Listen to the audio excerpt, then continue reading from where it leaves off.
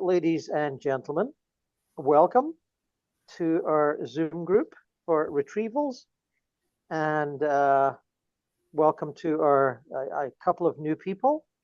And good to have you on board. And we always like to have new people because they usually have untapped potential that they don't know about. And this meditation can help bring it out. And as I've said to this assembled group, but the two new folks that are here wouldn't know this.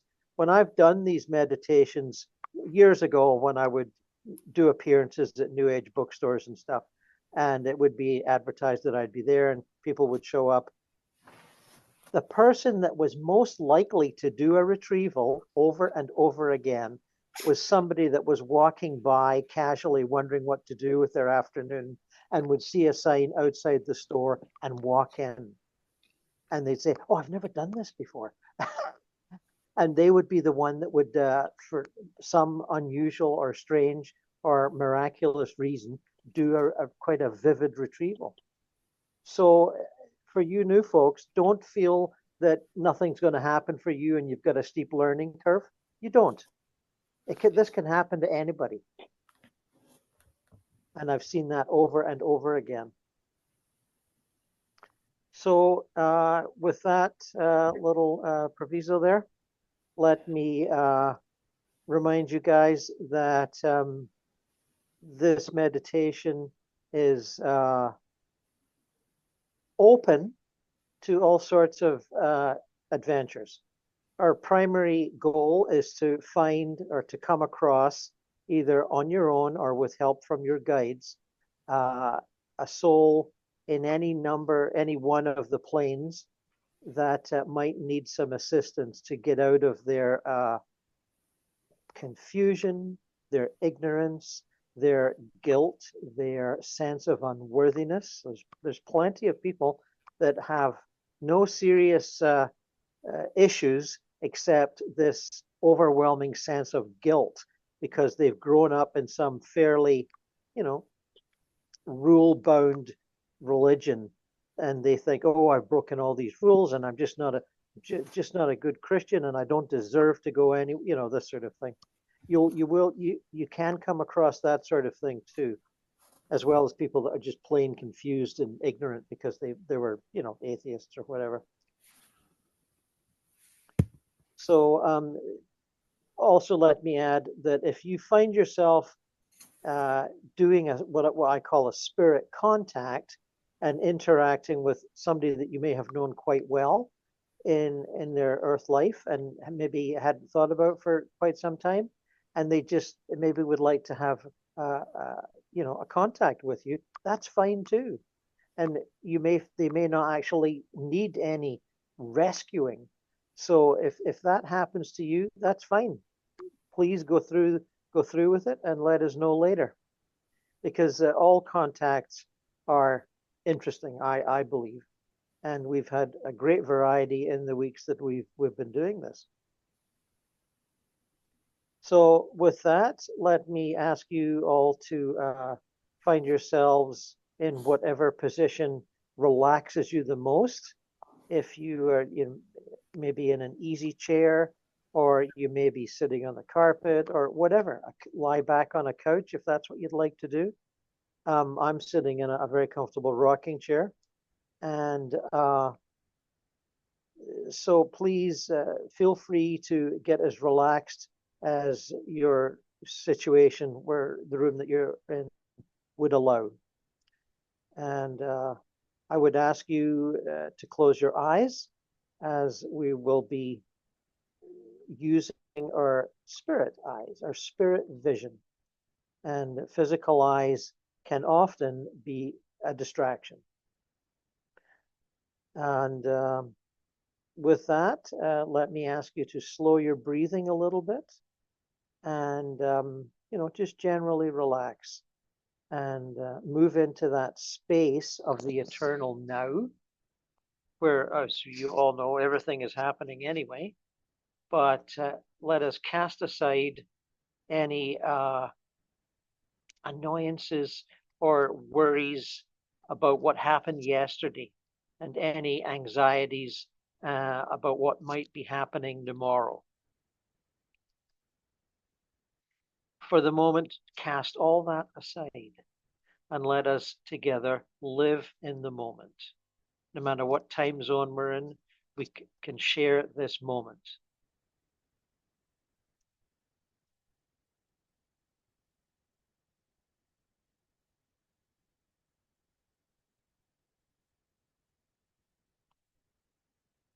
So as you sink into your level of relaxation, whatever is comfortable for you, remember that you have a spirit body that is inside your physical body, sometimes called the astral body, and that is able to move up and out of your physical body at will. It does this very often at night when you're asleep, but we're pursuing the angle that you can do it from a awake position during the day. We have found this to be quite possible over and over again. So allow yourself that freedom to explore that possibility. Let us move together up out of our physical bodies and up through the ceiling of whichever room or dwelling that you are in.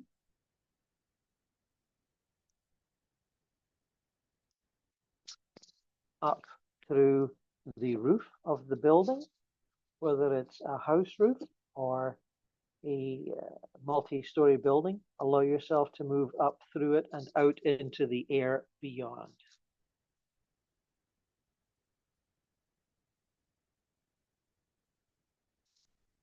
So here we are, floating free above the roofs, and you can look around and see the community that you are part of, whether it's large or small. If you're in a large city, you will probably just see your neighborhood. That's fine. And if you're in a rural location, you may see fields and trees, and that's fine too.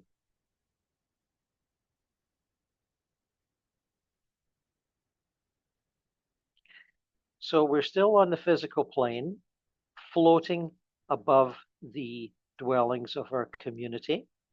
And in a few seconds, we're going to switch dimensions. That means we're going to move to the astral plane. And as you know, there are many levels to the astral plane, starting from the misty borderland where people who are utterly confused or feeling guilty or whatever will be wandering. It's a bit like wandering around on a misty day. It really is quite like that. And you can explore that level if you want, or you can go up a little higher to the purgatorial or even the paradise levels. There are souls in all these levels. And you can go backwards and forwards in time if you so wish, or if you feel urged or pushed by your guides, that is fine too. You can go backwards hundreds of years if you'd like. It's no harder than going backwards for 10 minutes. So with that in mind, let us explore our own versions of where we would like to go. And just allow yourself to go there and see what you see and meet who you meet. There are no limitations.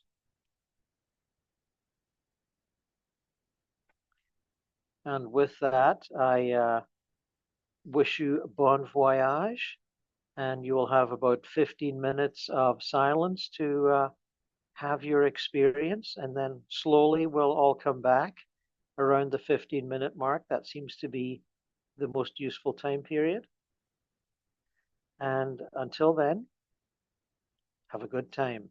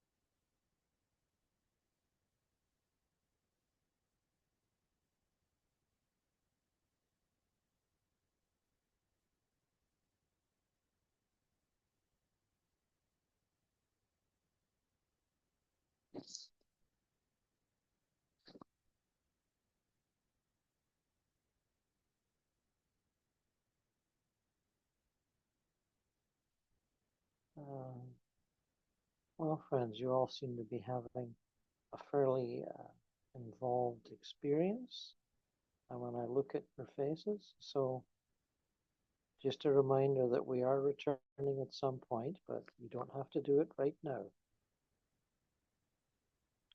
I'll give you a little more breathing space on this one.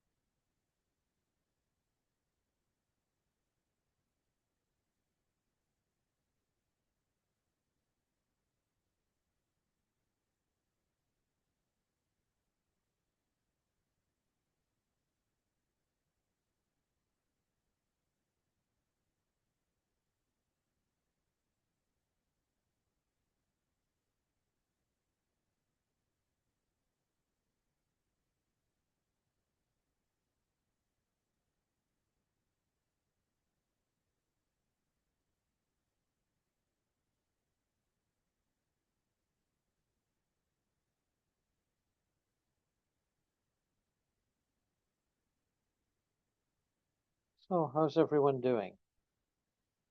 Ready to come back?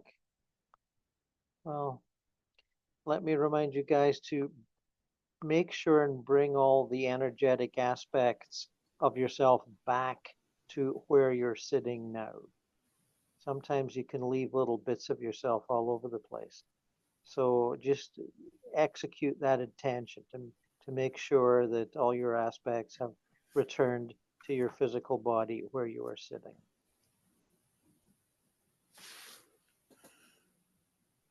And with that, I welcome you all back. And David, would you care to ask people what they would? Yeah, sure. For anybody that's new here, what we usually do is we go around the room and we talk about our experiences.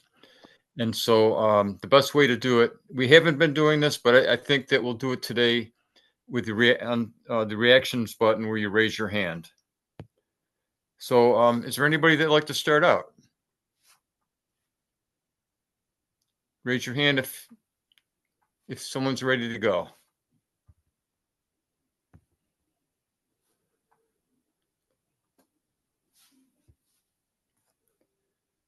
I guess it'll be me. Okay, so Gordon said in the beginning that you can really go about this in two ways. You do it when you sleep, or you can do it when you're conscious. The way I found out about Gordon was before he even started going to the GG, I came upon his website, and where he demonstrated it's lots and lots of YouTubes that he's doing it consciously with all kinds of people, and I put it in the chat how you get on that. It's called the Word of Gord. Instead of the word of Gordon, it's the word of Gord, Gord. And so that got me really interested in it. And I was contacting him a little bit with comments, Gordon. This is like over a 2-year period.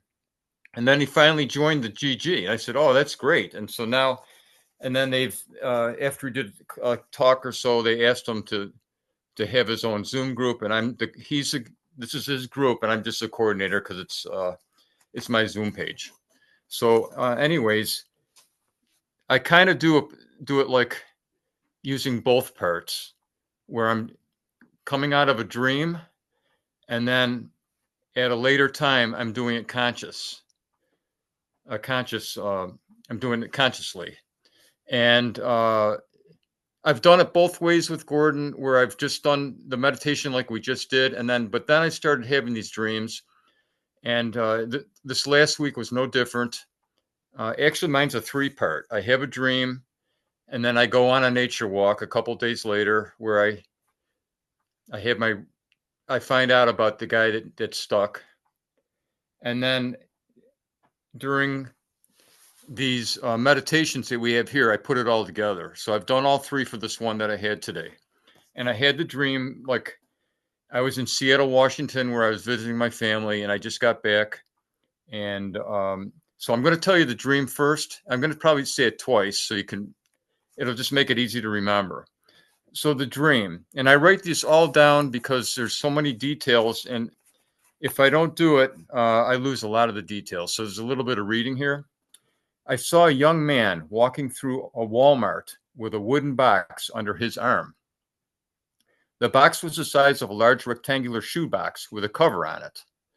The man was not shopping, just walking through the aisles. Then he walked down a ramp that had a sign above that said employees only. He exited to a parking lot where he sat the box down next to a bunch of observers. The top of the box flipped off, and a poisonous snake came out of it and slithered into the grass and disappeared. So just in summary, I went, not me, this is what I saw, a man in the Walmart walking through the aisles, not shopping, just he had a destination to go to with a box in his arm, went out the back door into a parking lot where apparently he had some followers there. They knew what he was doing. He sat the box down. He didn't mean for it to open up, but it did. And out came the snake, and he went into the grass. Okay. And then so now that's the dream that I had. Then a couple days later, I took the walk. Usually it's a nature walk. There's all kinds of trees, and that's my meditation is that.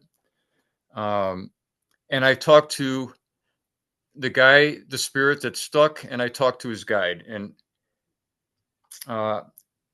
I can never determine which one is which. So it's a conglomeration of both of them, what I'm going to tell you now. Okay, information. I'm going to call it the guide first. Information from the guide and the spirit ghost that he guided. I received this telepathically, and there's some clairvoyance. I see it too. The young man was somewhere between 30 to 40 years old. He was trim with light brown pants and a light blue long sleeve dress shirt. He had a nicely cut brown hair. How did he die? He died by a venomous snake bite. I'll tell you more about that as I go on with my talk here. More about now the young man. More about the young man that I'm trying to help. He goes by the name of Brad. He lived with his wife. She's about the same age as him. They both live in a one-story ranch-style house that has 2 bedrooms. There's not a second floor, just one floor. The house is organized and well kept up. They have no kids. He and his wife both work and have good jobs. Brad grew up watching the Australian nature explorer Steve Irwin from, I don't know if you remember him, the crocodile hunter. And I used to like to watch it too, but that was his favorite show. And Steve Irwin in the show, he died quickly after being stung by a poisonous tail of a stingray. I don't know if anybody remembers that, but I couldn't believe it happened to the guy. To me, it seemed like Steve was always taking big chances when I watched the show of wrestling these alligators, and I was always worried that something was going to happen to him. Now let's get back to Brad. In Brad's spare bedroom, he had 2 bedrooms, one for him and his wife, and the other one was a spare. There was nothing in there, but 3 out of the 4 walls were covered by glass and wooden cages. His collection was almost all poisonous snakes, some being the most poisonous snakes in the world. His wife was somewhat involved, but always worried that one of the snakes would escape. The guide tells me that there was kind of an underground snake club in the regional area where he lived. Many of the members of this club had poisonous snakes like Brad. Brad was looked up as sort of the leader. And if you ever had, he was well respected. If you had a question to ask him, he's the one to go to. He was really well known in this little society of his. But Brad became overconfident. And one day he did not follow the steps that he had previously put together to make sure that he was safe. He attempted to grab one of the most venomous snakes in the world, which is a small light green snake from South America. He neglected to put on his protected double leather glove, and the snake bit him on the lower arm. Within minutes, he was dead. Now, why did Brad not cross over right away? Why did he become a ghost? Because Brad felt extremely foolish for his overconfidence and not following the precautions he had religiously followed before. He felt he could not leave his wife, a widow, and his parents without a son. The rehab team in the afterlife, he went to that. Gordon often speaks of these centers that he takes these dead people to, and believe me, it's all over there.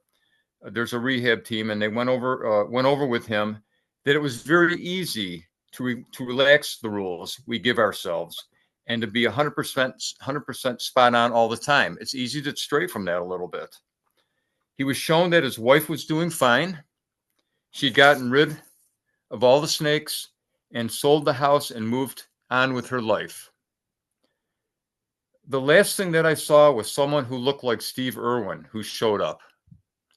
It could have been him, or it could have been a guy that made himself look like him. And off they went to complete the crossover. There he goes into the light. Now today, what I did was what I learned today was I had some questions for Brad. Brad, when did you get your first snake? He says, I was 20, going to college and living in an apartment. My landlord never knew I had him. This is me. Tell me more about your wife. This is what he said. The last few years of my life, she was getting more and more worried. She said that my safety procedures were getting more and more relaxed. I always countered her with statements like, don't worry, it's all under control. Anyways, his wife is happy she got remarried. And that's the end of my story. Well, thanks for that. That was very interesting. Yeah, thanks. Okay, who's going to go next here? Don't be shy. Yeah, don't be shy. Come and tell us about your experience. What I end up doing is calling on people. If you had nothing, don't worry about it. As I talked about here before, it took me about 5 years. I had nothing for like 5 years, and then all of a sudden it started coming into me. Eric has his hand up, and Larice has her hand up, and I have my hand up, but I'll go last because you never know. We might run out of time. So yeah, okay. So let me see somebody else go. Thank you for telling me that. Just hang on a minute here. Because I don't see that on mine, the hands. I see Claire's hand. Yeah. Okay, now I see it. I see two of them. Let's see. So who is first out of those hands? That I don't see. Eric, were you first? Eric was first. Eric, go ahead. Okay, hi. Very, very interesting. When I closed my eyes, I was immediately in a kind of space, as Gordon said, first, okay, back up. First out of the building and then changing dimension. I was in a kind of space and I saw an arc kind of door, black, without the door, but the surrounding of the arc. And then I said, okay. And then 5 or 6 guys came forward. They looked both human and non-human, and they were very strangely, I don't care that they were one by one was coming forward and they're making a circle, so to speak. Okay, then I waited for a minute, I think. then I saw a guy on his bike, and he was biking. And I said, okay. And I was thinking I should bike along him.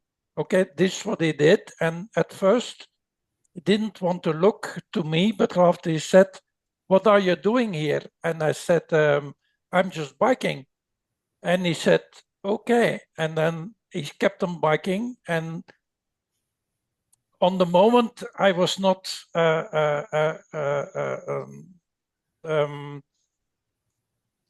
staying by his side. And he said, why are you here? Where is everybody? He said, what do you mean?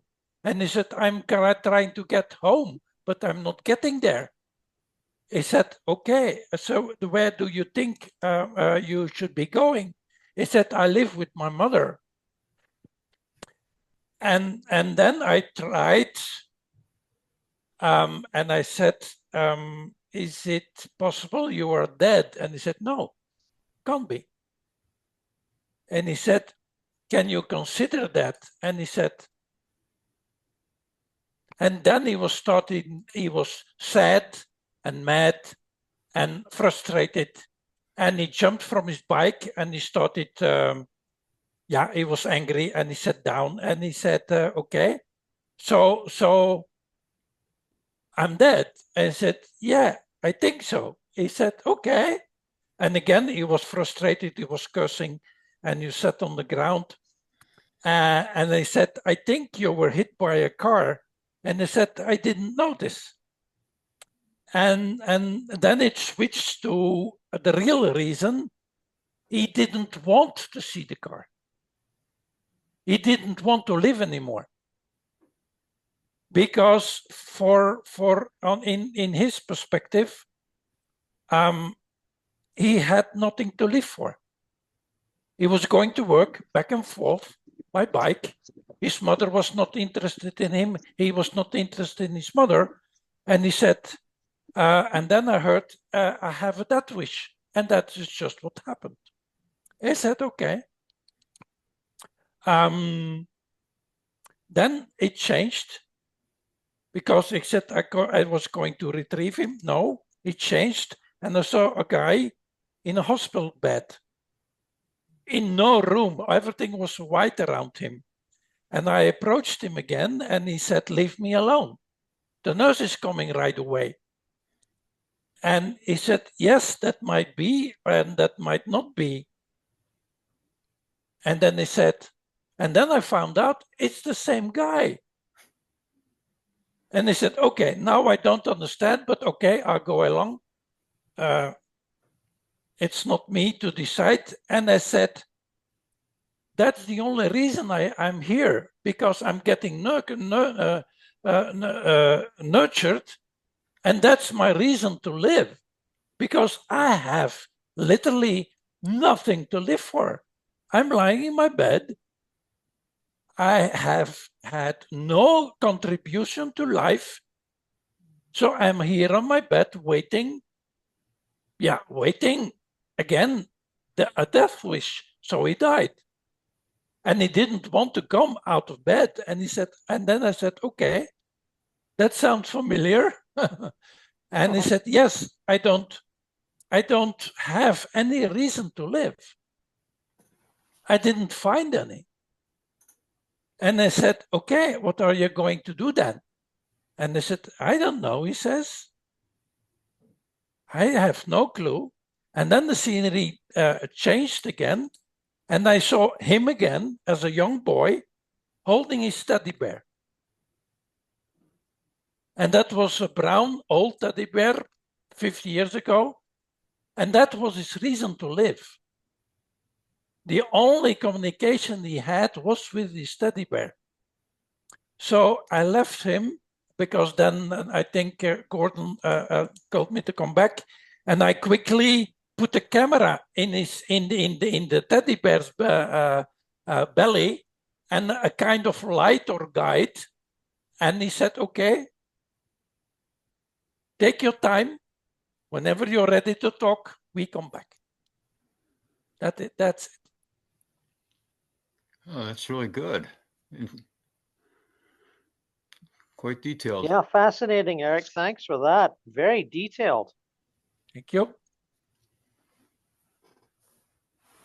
Are you surprised that you had that detailed an experience?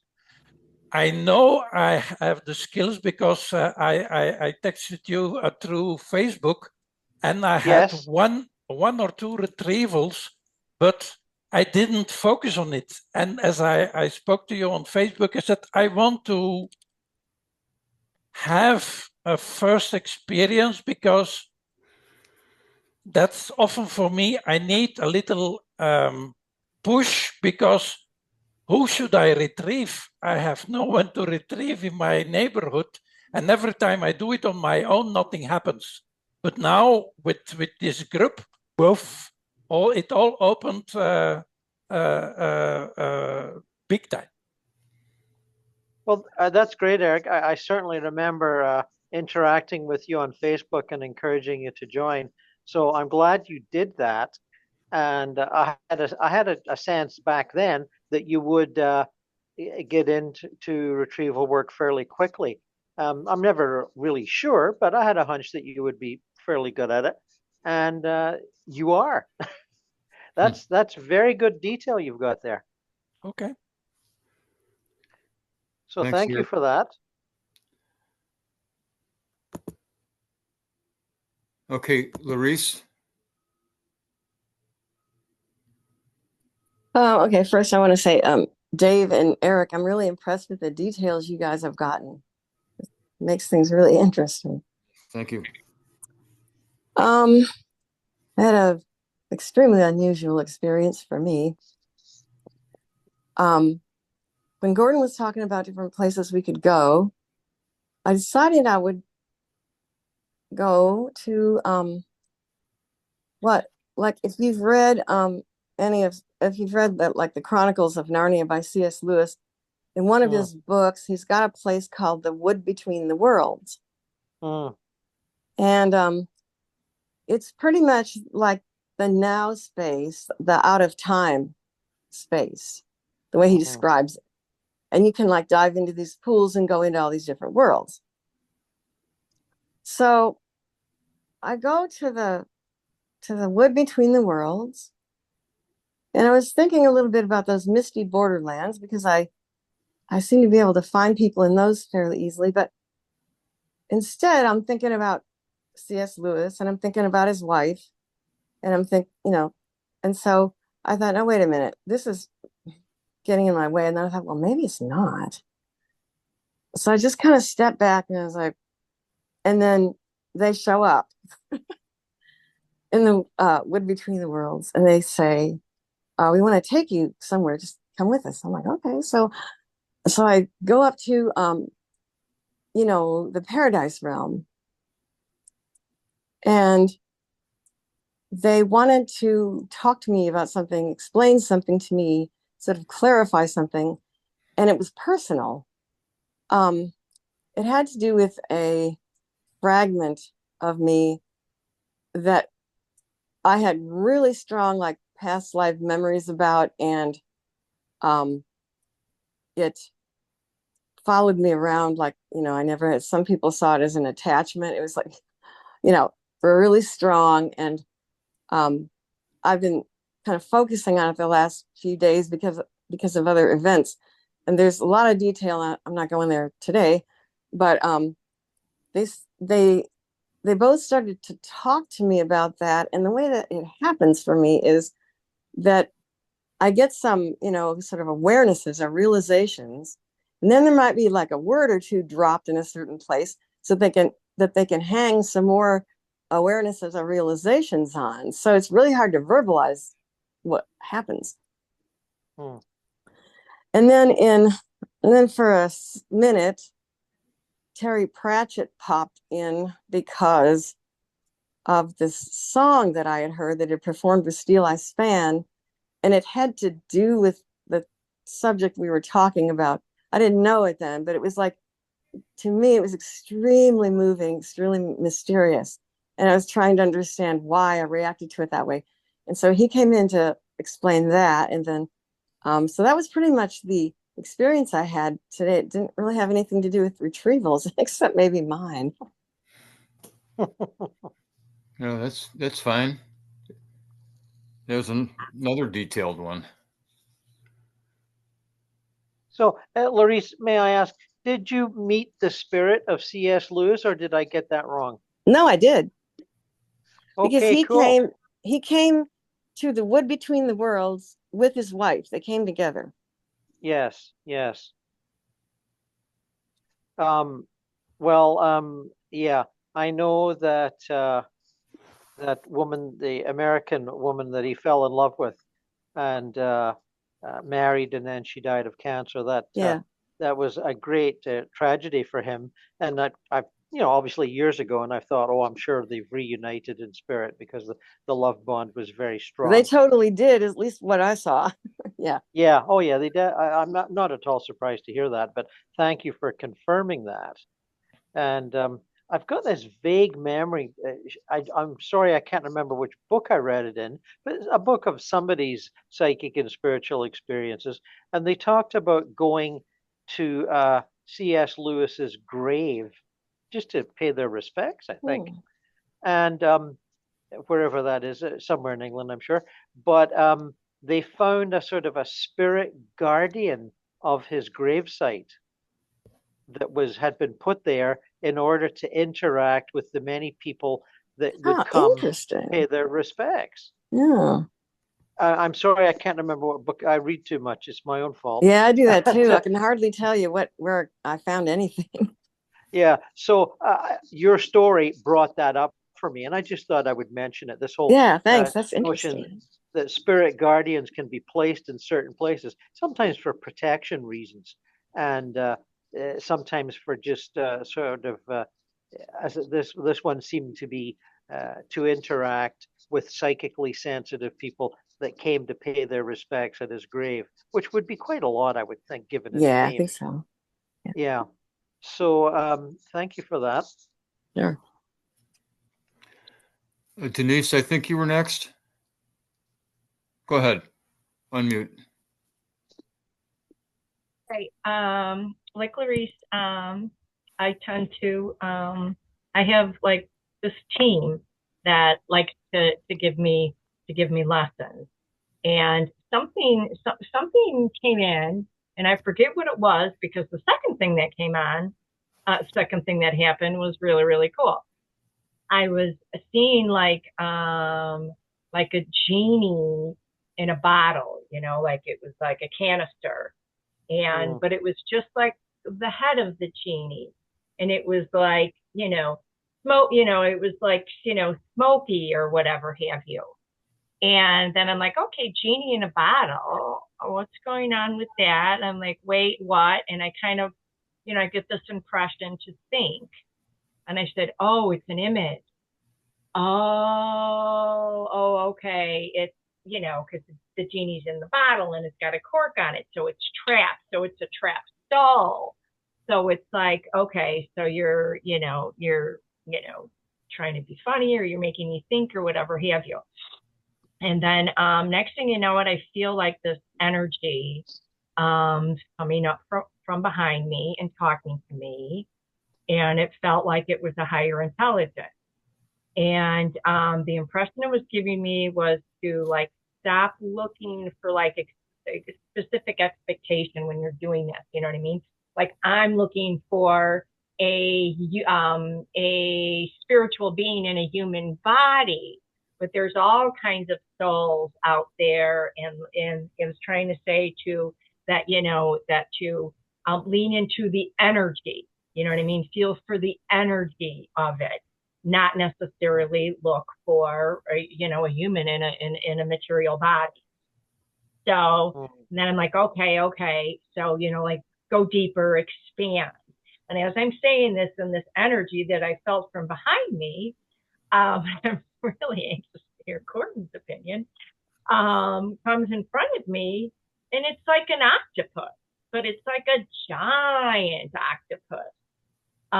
Where it's more of a cone-shaped head, and it's got one eye, and it was like pink, like a real pale pale pink, like a pale coral pink or something. And it felt like it was underwater, you know what I mean? Like we, like we were like going upside down or something. And then I got the impression that this being was from Atlantis. And it gets into Atlantis and the lost souls. And I start hearing the song Under the Sea. But what's synchronistic about that is that song has been playing in my head for like 2 days now. You know what I mean? And then I'm like, okay, Under the Sea. And then it said, I live on the coastline right by the sea. And we had a hurricane come through, and I was there the other day, and I've had like, eels and fish in my street, and there was this jellyfish. And it's just, it was kind of like, it was bringing those images in, and it was, because I always bring gratitude when I'm at the ocean, but it was like when I go to the sea, there's a lot of, this being gets into, there's a lot of lost ships, a lot of lost souls at sea.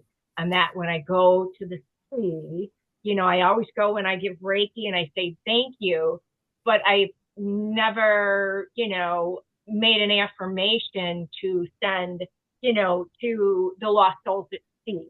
And just as I'm saying it, I'm getting the goosebumps. So, that's a practice I'm going to bring with myself when I go to the sea now, is to, you know what I mean, to send to the souls. And this was really, really cool. And so it was a nice lesson, and it was pretty cool. So it was more of a lesson than it was a retrieval. But then they're like, but now going forward, as I'm sending Reiki and I'm sending that I will be, healing and all of that. So that was super cool. That's it. Thank you. Yeah, thanks, Denise. Denise, your story reminded me of in this little guidebook to retrievals that I've been working on, and it'll be published within a month. We're just going over the manuscript right now, looking for mistakes. But there's as well as my own experiences, I quote other psychics and their experiences, and one of them, whose name I can't now remember, but it's in the book, talks extensively about, in one chapter, going to visit a friend near a town in the south of England that had been a seaport for hundreds of years. I can't remember which one, but it's mentioned, and consulting a local gazetteer from the local library about ships that had sunk in storms many years ago. And she went, while they were sitting in a restaurant having tea and scones or something, projected to various spots just out in the water, like a mile or two out, where they'd read of sunken ships. And they found quite a few souls in various places that had been there for decades or even longer. So watch for that when my guidebook comes out. It's in there, yeah, and you'll get the reference, and you may want to go back to the original book. I don't know. Thank you for sharing that. And I've sworn, like in the last couple of weeks, only like in the last month. Sometimes I'm at the beach and I'm in myself saying to me, "Are you okay?" I said, "Yeah," but I could swear to God, it felt like a hand grabbed my, like touched my toe or something. So I now have a new, I think there's a connection with all of that, with what happened today, and Under the Sea has a whole new meaning for me from now on. Yes, I hear you. Thank you. Okay, Claire, unmute yourself. All right, so I had a bit of an experience, and then I also have a question. I was taken to a time where there were cobblestones in the road. And the place I was very, very dark, very dim. And since I didn't know what I was doing, the first time I've done this, I kind of just showed up, and I felt as if people were drawn to me. So I lit myself up a little bit more, and I noticed that I was pushing them away. Right. So I was kind of adjusting my energy to see, well, to just explore. I mean, this is just all new. So I adjusted it to a level where I had people approach me, and we kind of just talked and such. And one lady called me Satan. And another man asked me if I was dead, and I told him no. And that was the wrong answer for him, because he just kind of, did this number like, there's no point in talking to you. And he left. But there was this little boy who was probably about 6 or 7 years old, who kind of just, I had the impression that he was an orphan. And because he didn't really have family, he was willing to talk with me a bit. But he was really hesitant to make any change in his life. So I was trying to think of ways that I could at least, develop an interaction with them. And the first thing I did was I offered him an apple. And what I noticed is that the apple was Technicolor. Whereas everything, I didn't have the awareness of black and white until that apple showed up. And then it was like, oh, wow, what a difference, right? So I think he took the apple. I don't even know. I don't even know if I paid attention to that. He was still hesitant. He was still hesitant about really wanting to interact with me. And I told him, I don't know how to come back here. So I kind of just mentally decided to make a waypoint, just say, okay, I want this place in this time, and I want to be able to return at some point. And it wound up becoming some physical token. And I was trying to figure out, where can I put this physical token so that I can come back and, it won't get destroyed or lost or what have you. And the little boy actually took it. So I feel as if there's an opportunity to spend more time with him. And maybe there's an opportunity for him to ascend, or whatever the appropriate verb is. What I found interesting about this experience is that I have had a past life regression to a place and time that was similar. And my question is, have you ever rescued a part of your very own soul? I don't think that boy is me, but since in my belief, splinters of our soul are actually encapsulated in the body. Have you ever been aware of a time when you've actually rescued a part of your very own soul? Is that a thing? Can it be done? I don't know if I'd use the word rescue, but I know the author, I think her name was Sandra Ingerman, had a very popular book years ago, and it might still be popular, where she talks about that type of soul retrieval, rescuing parts of yourself that split off in this life earlier on from trying to escape traumatic experiences of one kind or another. And I haven't done that myself. Maybe others have. What I have done is in sort of meditation, I guess. I went through some health issues a couple of years, and I realized that I was experiencing the health issues not because I was afraid of dying, because I certainly am not, but because I was afraid of pain. And this is something that I had not resolved for myself since early childhood, when you're like 3, 4 years old.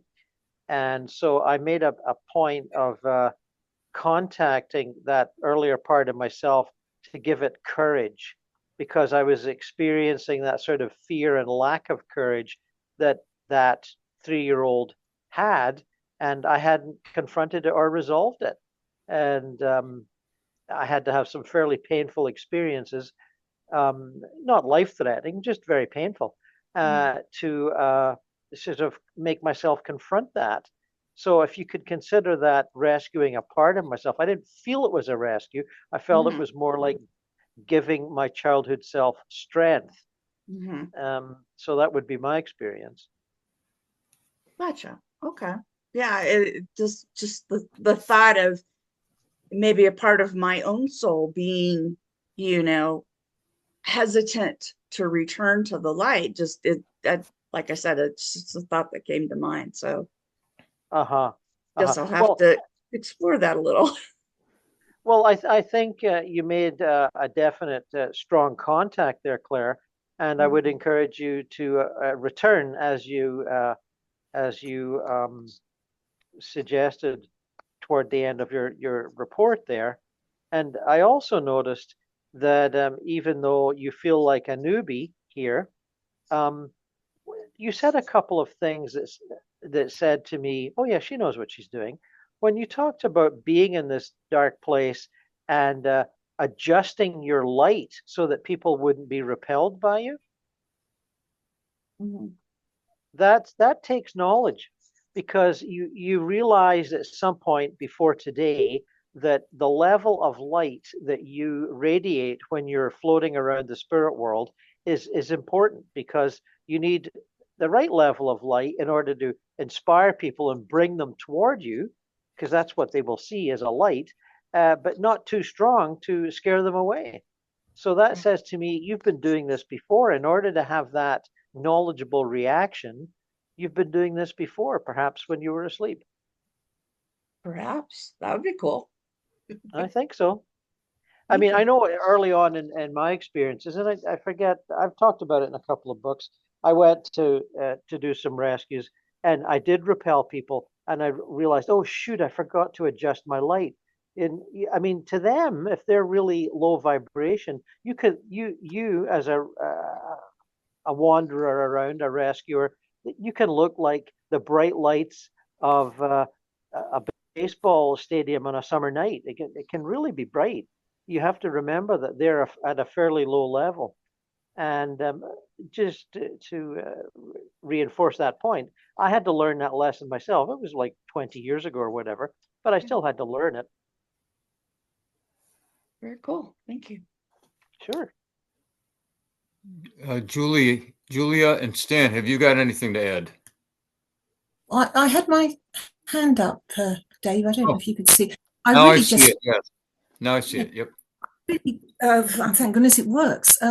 I really just wanted to comment. First of all, that was a really interesting question and answer. Thank you so much. I hadn't really thought of that before. Can you actually retrieve aspects of yourself? That was really intriguing. Rather than bore you with my general relaxation that I tend to have, I just wanted to say I really appreciate these really fascinating accounts you've been giving, all of you. And I really resonated, first of all, with Steve Irwin. We used to watch him as a family. And in fact, I had to tell my son, who's now in spirit himself, about his passing. And it was so traumatic. So I'm really interested what Dave had to say about that. And what Larice said, C.S. Lewis was the reading highlight of my life, I think. I absolutely love the Narnia Chronicles. I think that Wood Between the Worlds is from The Magician's Nephew, which is chronologically the first book, though The Lion, the Witch and the Wardrobe was the first one he wrote. But I remember, Larice, when I read that as a child initially, I was particularly drawn to that scene. I thought it was absolutely beautiful, and it stayed with me decades later. And I must take a leaf out of your book, really, if you pardon the pun, the leaf and wood. Perhaps I will try going to that place that I remember being entranced by as a child and see if it works for me. But with regard to my experience this evening, it was more or less a general relaxation. I thought it would be nice perhaps to venture to the Middle East and help all the people suffering there, but then I thought that's too ambitious. So then I tried to go just 20 miles from here to an incident I'd seen on the news this week, a 19-year-old who was stabbed to death as part of a drug situation, and he was apparently lying in his flat for 8 days before being discovered. It was awful. Trouble is, I don't know if it's my imagination. I felt I was there with him. His astral body was hovering around his physical body, and he was angry and disturbed. And I tried to push him towards the light, but I just don't know if I imagine it or not. And the other thing is, I may leave this, Gordon, until you do your presentation, or perhaps email you, but I picked up a leaflet we'd had for some years called Enjoy Genuine Out-of-Body Experience. And I read a few things there which sort of made me wonder about aspects of what we're doing and the technique. Perhaps I should email that to you, or discuss it when you do your presentation, whatever you think. But lovely. Thank you so much, everyone, for what you've been discussing. It's really lovely. Thanks, Julia. And when my turn comes around, I have an interesting little tidbit to add to your report. But I think we have still yet to hear from Nancy. Yep. Okay. Well, being new to this group, I'm listening and I'm learning. During the meditation, I guess I'm still influenced by the event of Sunday. And I felt my spirit go above the area that I live in, Fox Valley in Northeast Wisconsin. And just kind of like surveyed the land. And I felt like I went back in time, I think, to when the Native Americans lived here. And nothing real definite. I just felt like I was just surveying, and I noticed that there were a lot of activity. People doing things, all different kinds of things. Case in point, there was a girl with long red hair pulled back in a ponytail, sitting at what looked like a school desk, an old-fashioned school desk, and she was painting a painting. And she was happy to show it to me. But I don't remember seeing the painting. I just know that she wanted to show me her painting.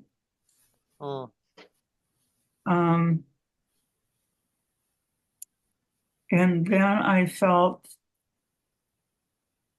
my ancestors, because they're buried in the area, and as I was, flying above.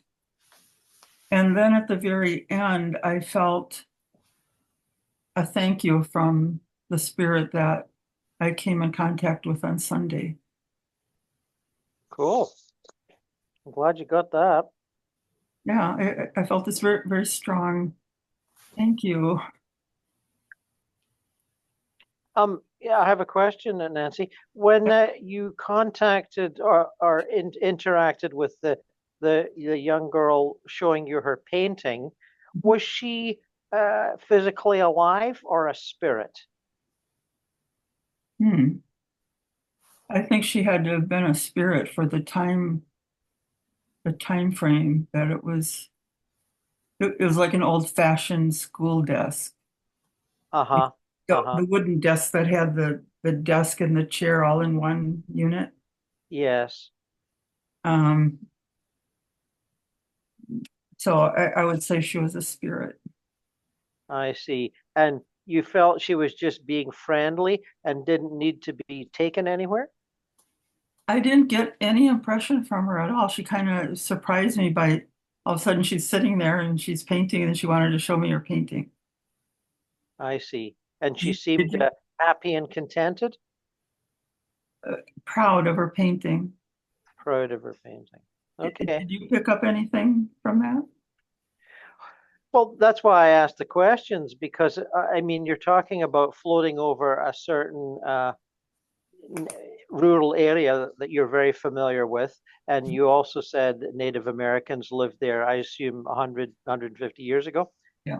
And then and you talked about the bustle of activity. and I assumed you meant within their culture, would be in nature rather than in towns or cities. Am I right?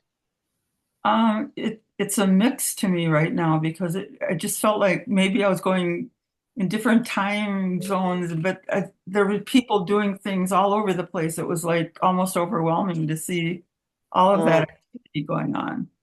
And then like a Right. close-up view of this girl with long red hair pulled back in a ponytail painting and to show me her painting. Mm. So, Well, when you put those words to it, I sense that you were in your astral body, but you were fairly excited, and that level of excitement can lead one to have ex many experiences in various time zones in a very short period, which is what I think happened to you. There's nothing wrong with that. It shows you, you know, the amazing variety of things that you can explore. But next time, and I hope there's a next time for you here, um, when you have that experience of different areas and what seems like different time zones and maybe different cultures, just pick one and kind of zone in on it. Now, you may have done that with the girl with the red hair. You certainly zoned in on something. And like I say, or as you mentioned, she didn't seem to be needing a retrieval. She seemed proud and happy, like a child would be with paintings. So, but you might also revisit that child in a meditation and explore that a little farther and see what exactly is going on there other than one person creating art. okay. Because what occurred to me was she seemed like, what shall we call it, a white settler. And prior to that, you'd been experiencing the activity of Native Americans. Am I right? I believe so. I believe that's Yeah. what's and So, given I what just we felt know, I sorry? just felt like I was like viewing, like almost like remote viewing of a lot of Yes. different things and didn't know that I should zoom in or whatever. Right, right. Well, it's just something to keep in mind for next time. That's all. And uh, obviously, you can unchain yourself from physical reality and float around. You're quite good at that. And obviously, you've had your own spiritual journey as outlined in your book. So I'm not surprised to hear that you could do that. Thank you. So do come back and tell us more next time. Uh, are you going to tell us about the experience of a few days ago? Have we got time for that, David? Yeah, sure. Yeah, I could show you the video if you like, or you can see it yourself in the magazine. Is If you, that doable I in would this I would like situation? to share it because I'd love to have feedback of what y'all think it is. Is it No, something that I I just need? meant is it technically possible to do that? That's all I'm asking. Yeah. You're going to share their screen then, Nancy? Yeah. Do you have to give me some kind of permission? I think I did. So see if is there some kind of icon on your Oh thing? yeah, got it. Try it and see what happens.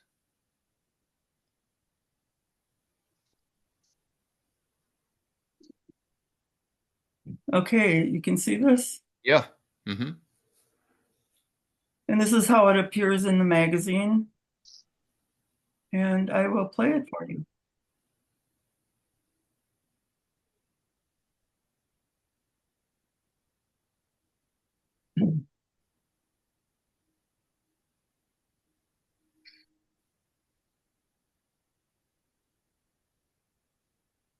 I'm sure you can see that, right?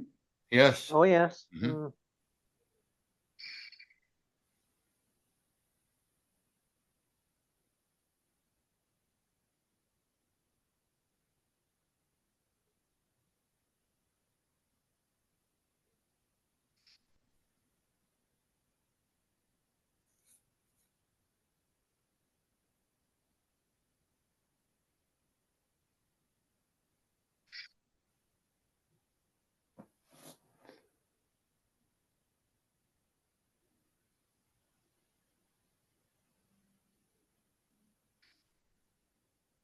that bookcase that it's in front of, looks like a bookcase.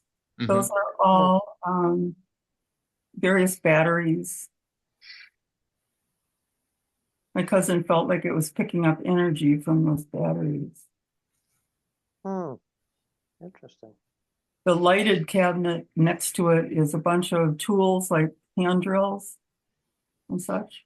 It's cool how it shapeshifts When inside. it gets to that corner, it changes shape as Yeah. though it's turning the corner. It shoots Noticed it also- above the car, like 35 feet is in front of that car.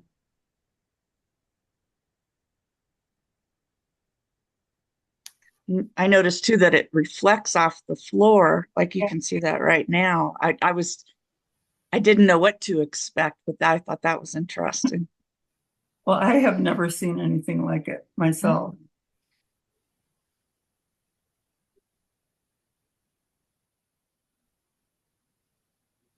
It goes out the door. There's a ticking noise at this point.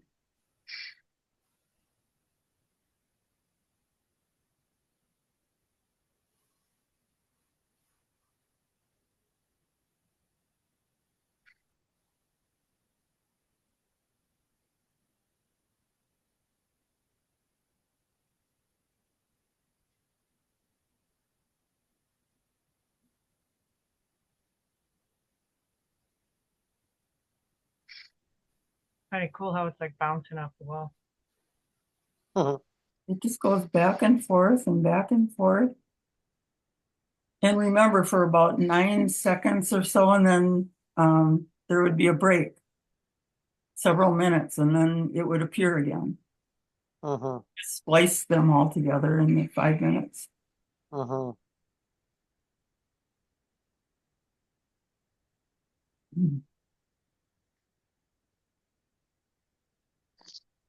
Maybe it was checking out the car. It's kind of a cool car. It is.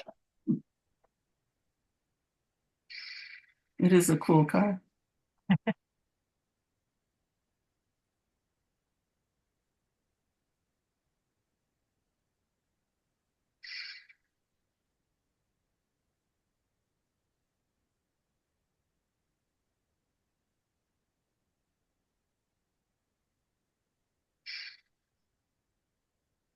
I believe he told me that he had 3 motion cameras set up at different angles, and 2 of them were turned off mysteriously, and just this one on. And he said other odd things happen there too, like he knows he shut the lights off when he leaves at night, and they wouldn't be off. They would be turned back on.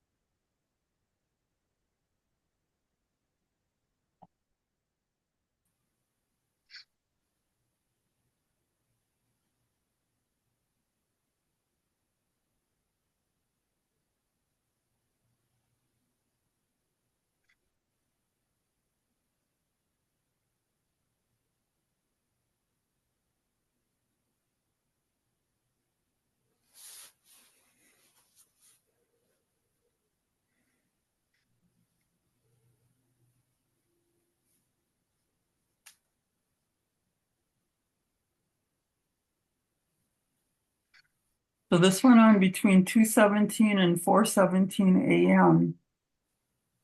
28 times, and then it just stopped.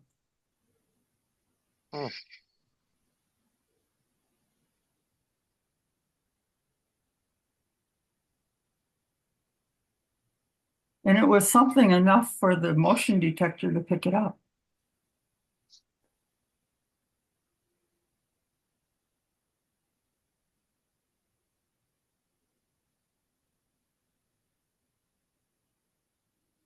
Well. Yeah, thanks. Yes. Thanks, Nancy. Any thoughts? Well, that was a spirit for sure, no doubt in my mind. Yeah, no doubt. I mean, I've seen things like that on YouTube, Nancy, over the years, and because you don't know who produced it, it could be somebody with some clever photographic skills, and so you know. But with you verifying the source, we know it's real.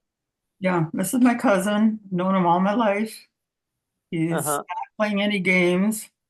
He was just a little freaked out, like, what the hell is this? And he knew who to call. Uh-huh. So I've been joking all week. It's like, who do you call? You call the Ghostbusters.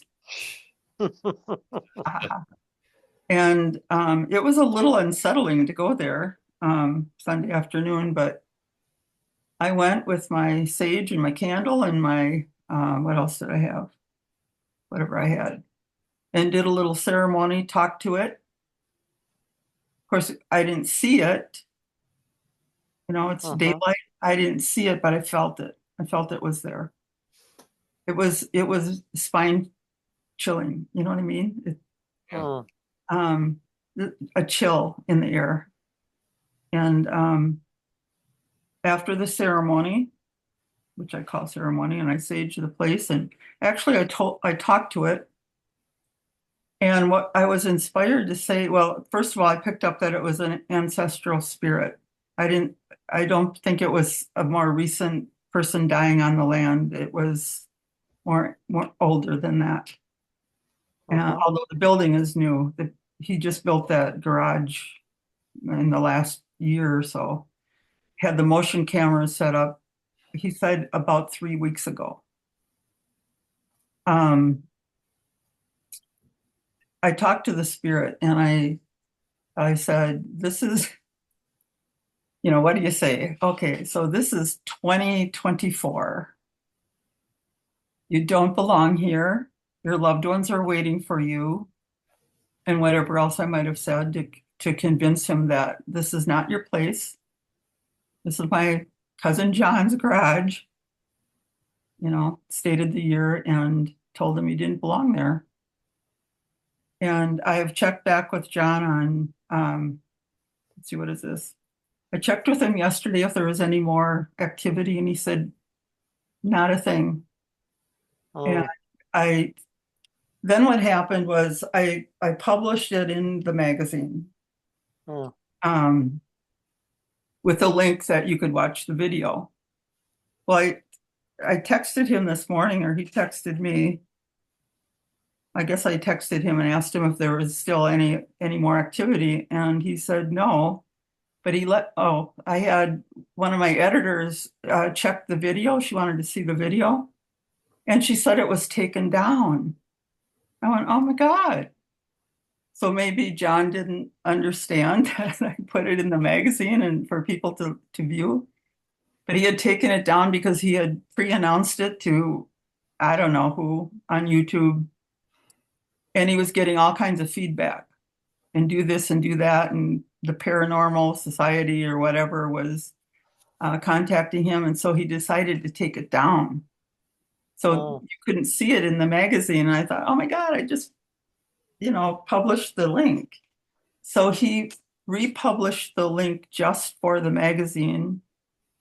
And so in case you went to the magazine before today and the link didn't work, it now works. Okay. Thank you. And Nancy, did you say that today in our meditation, you felt contacted by that spirit of that orb who thanked you? I sensed it, yes, and with a thank you. Okay, good. Thank you. I thought that's what you said, but I wanted to double check. Yeah. Mm-hmm.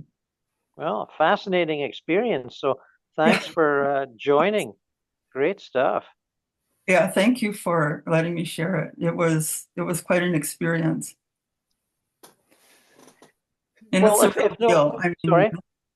This was the real deal. He didn't make this up. He's not tricking anybody. He was surprised. Yes, of course.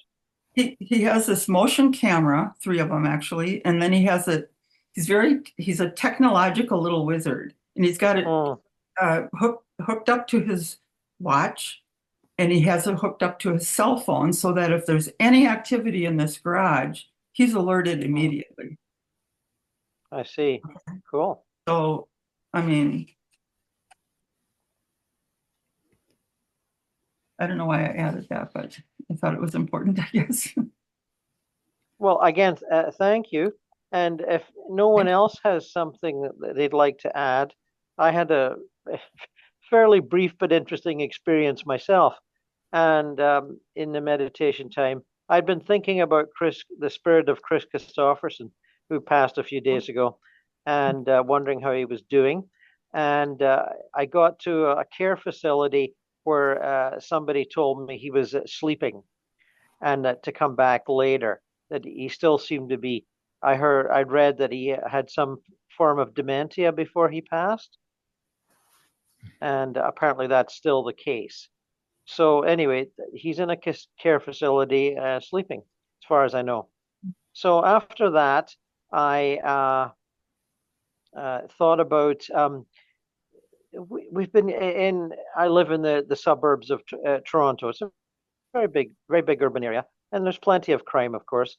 And there's been a lot of shootings lately, and often shootings late at night of people in sort of fancy cars, which may be stolen. I don't know, but there's been quite a rash of it.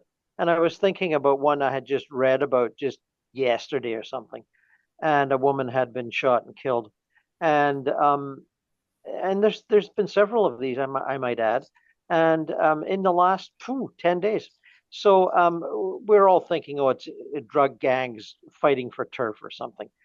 But when I thought, well, let's go after this woman that got shot yesterday and see. And I found her. She was dead, of course, and in total in denial and angry and suspicious and all sorts of things, and didn't trust me at all. And thought I was out to get her. And I said, well, I can't get you. You've already been gotten. I can't get you any more than you've already been gotten. And of course, she didn't accept that. So I had to sort of argue with her for a while. And eventually, I seemed to convince her that I wasn't any further threat, that I was there to help her if she wanted to be helped. And again, she wasn't really interested in that. She was terribly suspicious, and probably lived in a life where she had to be suspicious of everyone because they would all be competing for money or possessions or power in the drug world. So anyway, what was the next thing that happened? I said, I can take you to a nicer place than this. Why don't you let me do that? And I had to say that a few times. You know, why should I trust you and all that kind of stuff that these people say. And then I said, well, let me hold your hand and I'll take you to another dimension. And then she thought I was flirting with her. So I had to talk her out of that. I said, no, I'm not flirting with you. This isn't romantic. I'm going to take you to another better place. So after we got through that, I took her to, well, I said, take me to a reception area that she's going to be comfortable with. And I'm sure guides figured that out. And we wound up in front of a fairly nice condo development with a pleasant sort of small but pleasant garden in front of it. And we sat down on some, bench area, and she's kind of looking around going, oh, this is pretty nice. I could handle being here, or whatever she said. And there was nobody around. So I hung with her for a while to see what would happen. And eventually another woman came by and sat down with us and introduced herself, and they started chatting. And I think she was a little more comfortable with the greeter because it was a woman about her own age. And they started chatting. And she brought her, she was smart enough to bring or manifest a nice glass of sparkling wine, which this woman thought was just wonderful. And I didn't manifest it. The woman that came along did. And I could see we were getting someplace. And, because some people, they want a milkshake or they want a cup of tea, or people have different desires. But this guide had figured out, oh, she's going to be wanting a nice glass of sparkling wine and a fancy glass too. So I thought, oh, she's with the right person. And I said, well, I guess I'll take my leave now. And then this lady was kind of like, well, where are you going? I don't want you to leave. And I said, no, this person's going to look after you, not me. I said, I was just to bring you here. So we got that settled. And then I came back from that. Now, here's what's to me is the most interesting thing. I thought about Julia, and maybe she might need a little energetic help as I've given people in other situations. And I was moving towards Julia's presence, assuming, without knowing, that she'd be working with animals, as she often is, giving healing to various animals. And as I was doing that, a guide popped in and said, Gord, we got something for you. And I went, oh, really? What? And he handed me this, a bird that looked like a rooster that had been used in, I think, what they call cockfights, where people gamble and, you know, they just keep them going till they die. And this rooster needed some healing. So all of a sudden, I'm holding this rooster in my arms that's not terribly happy and it sort of pecks at me in an aggressive way. And I'm thinking, God, this is weird. I've never done this before. And so I'm holding that. And then it's getting to be the end of our meditation time. And I'm thinking, what am I going to do here? So I left an aspect of myself holding this rooster, nurturing it in a way that you would hold a cat that might, you know, jump into your lap or something. Although cats are usually, you know, pretty calm and, you know, sensual and happy. And this rooster was kind of like thinking I was an enemy and pecking at me and stuff. And I just had to hold it tightly and try and reassure it with love.